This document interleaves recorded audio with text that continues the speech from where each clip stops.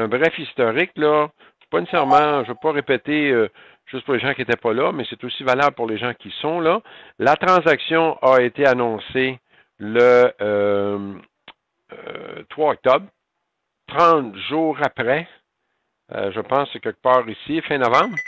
Il y a le FTC, pour la première fois, là, en fait ici, là, la petite baisse qu'il y a eu là, pour la première fois, le FTC demandait une extension. Et le 29 décembre, ils ont demandé une deuxième extension. Regardez comment le marché a réagi. Le marché n'a pas aimé la deuxième demande. De mon opinion, là, c'est un deal douteux entre gens douteux. Donc, puis là, ben oui, les FTC aussi, là, me donneraient. Moi, je dis ça depuis les premières rumeurs d'achat qui datent de Mathusalem, là, quelque part ici, je me souviens plus trop, là. Donc, compte tenu qu'on ne sait pas, par contre, si ça va se faire ou pas, c'est pour ça qu'on va vers une stratégie bidirectionnelle qui pourrait être, payer d'un bord ou de l'autre. Donc, la mécanique que je vais vous montrer, peu importe là, la strike et le prix que vous prenez, ça ne change pas. Alors, moi, aujourd'hui, si je tente de la faire, il faut que j'aille avec du 60 puis du 52,5. Alors, si on s'en va ici, quand on va faire la stratégie, si on dit qu'on prend du 60 quart et on prend du 52,5 poutres, ça n'a pas vraiment d'importance où vous allez vous mettre pour partir de la stratégie, mais on peut se mettre sur le poutre 52,5, mettons, puis appuyer sur le bouton souris de droite. Et là, il vous ouvre une petite fenêtre avec Buy, Sell et Strategy.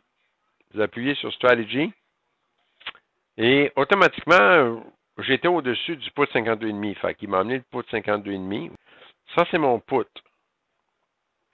Donc, moi, je vais ajouter un call. Call 60. Alors, je m'en viens vis-à-vis, dans mon écran du haut, je m'en viens sur le 60. Donc là, on appuie à gauche parce qu'on veut inclure cette patte-là dans notre analyse. Donc, j'appuie à gauche. Voyez-vous, là, il est venu me mettre ma patte en dessous. Et là, après, tout ce qu'on a à faire, ben, c'est Submit Order. Okay? Peut-être réviser une dernière fois. Hein, toujours, là. Vous êtes sûr que vous êtes correct. Donc, on est bien correct. Submit Order. Alors, mon ordre est soumis. Là, on peut fermer ça. On a des clients, parce qu'il y en a qui me l'ont dit, là, des gens qui sont dans la classe, qui ont sorti une moitié de leur position hier matin. C'était pas une mauvaise décision, parce que vous voyez, là, même si on sait que c'est un pourri, là, à un moment donné, il faut qu'il fasse une pause, là. Alors, il en fait une pause aujourd'hui, là, avec une petite remontée. Bon, malheureusement, moi, j'ai pas été capable d'être sa position. J'ai tenté d'entrer sa position en même temps que tout le monde, mais j'ai peut-être été un peu trop cheap. Tant pis pour moi. Mais beaucoup de nos clients ont réussi à prendre la position. Et comme je dis toujours, c'est ça qui est important pour nous. Cab, ce qui est à retenir de tout ça, en tout cas, sans vouloir me péter les bretelles, j'avais bel et bien évalué la situation. Quand je vous ai dit dès le début que j'avais des doutes sur cette transaction-là, ben, regardez le résultat aujourd'hui, là. Ils vont avoir un plancher quelque part. Puis là, ils vont nous revenir avec un autre acheteur potentiel. Puis ça va repartir à la hausse. C'est de la manipulation un peu. Il n'y a pas de problème. On est habitué à ça. Puis c'est correct. C'est juste que des fois, notre timing n'est pas bon. Mais on peut pas être, notre timing ne peut pas être pas bon tout le temps quand on applique toujours les mêmes règles.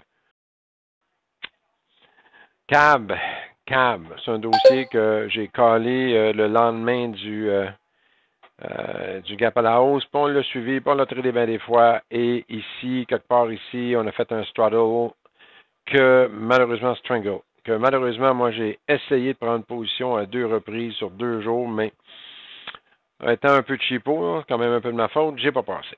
Heureusement, beaucoup de nos clients ont passé, puis beaucoup sont dans la grosse argent aujourd'hui.